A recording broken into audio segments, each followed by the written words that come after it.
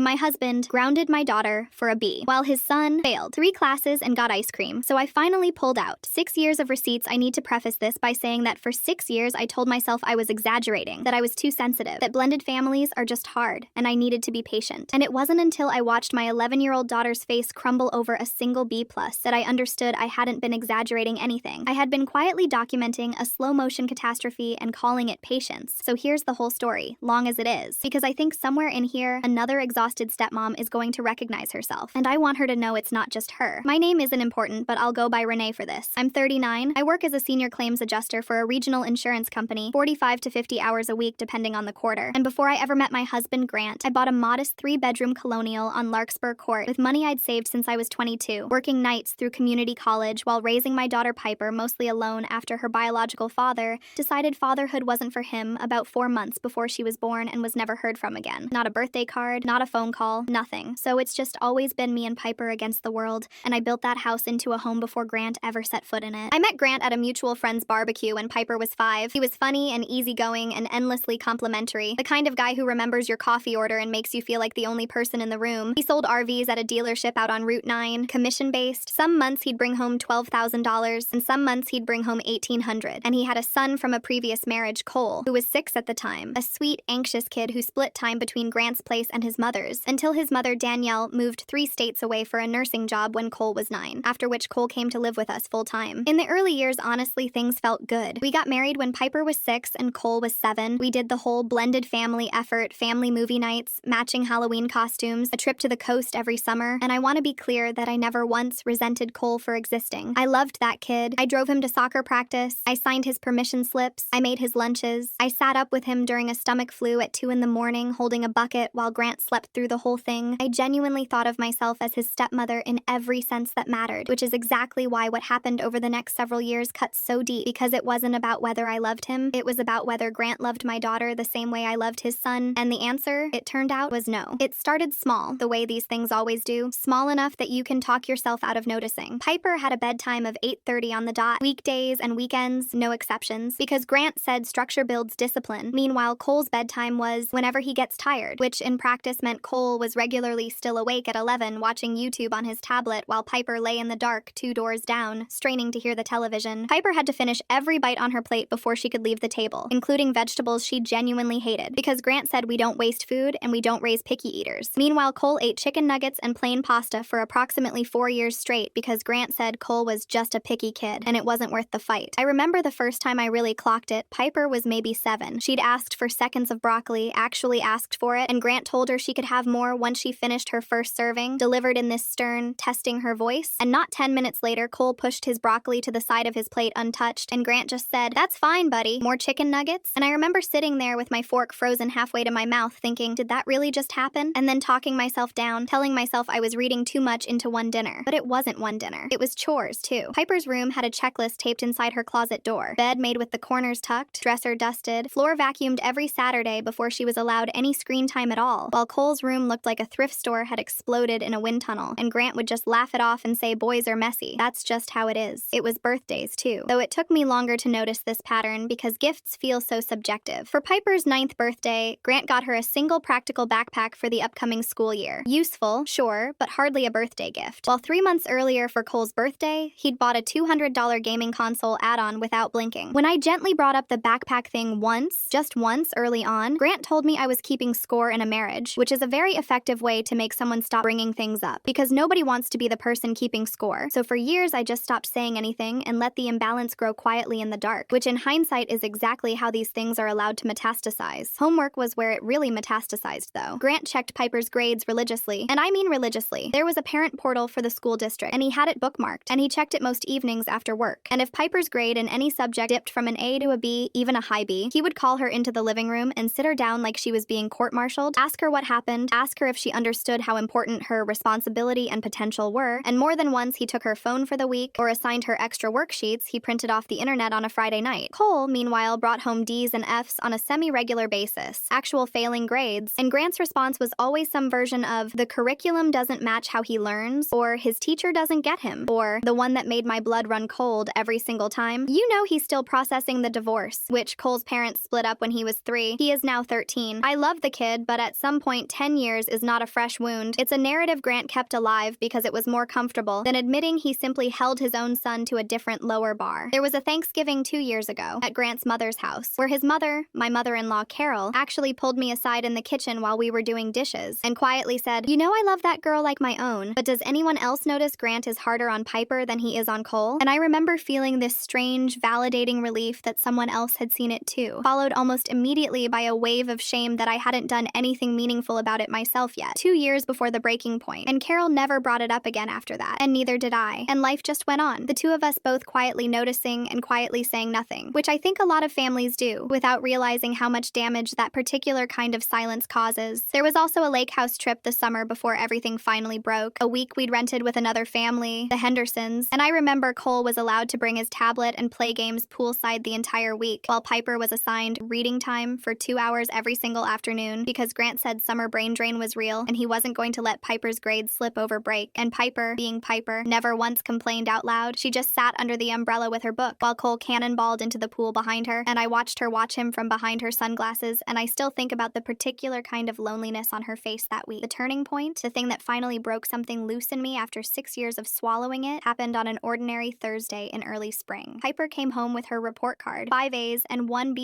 in Earth Science, and she was actually proud. She'd struggled with the unit on plate tectonics and pulled it up from a C at the midterm through actual extra tutoring sessions she'd asked for herself, and she practically ran through the door to show Grant. He looked at that report card like it was a criminal record. He asked her in this flat, disappointed voice why she let this slip, told her a B- wasn't going to look good on college applications in 7 years, and then grounded her for 2 weeks. No phone, no TV, no seeing her friend Delaney from down the street. Effective immediately. Piper didn't argue. She never argues. She just nodded and went up to her room, and I heard the door click shut, and later that night I heard her crying into her pillow, trying to be quiet about it so nobody would hear, and something in my chest just cracked. That same week, and I want you to sit with the timing of this because I certainly have, Cole brought home 3 F's, English, math, and history, 3, and Grant's reaction, after a long dramatic sigh, was to tell Cole, "Let's try harder next time, bud." And then he took Cole out for Sundays that Saturday to cheer him up, because apparently failing 3 classes is emotionally taxing and deserves ice cream, while acing 5 classes and stumbling on 1 is a character flaw that deserves a 2-week sentence. I didn't say anything that week. I was still in the phase of biting my tongue, telling myself I'd bring it up calmly when the moment was right, the way I'd been telling myself that for roughly 6 years running. The moment arrived on Sunday, at dinner, when Grant was going on and on about Cole's basketball game, how proud he was, how Cole had scored 12 points, gesturing animatedly with his fork, and I just heard myself ask, in a voice that came out steadier than I expected, "Grant, can you explain to me why Piper is grounded for 2 weeks over a B-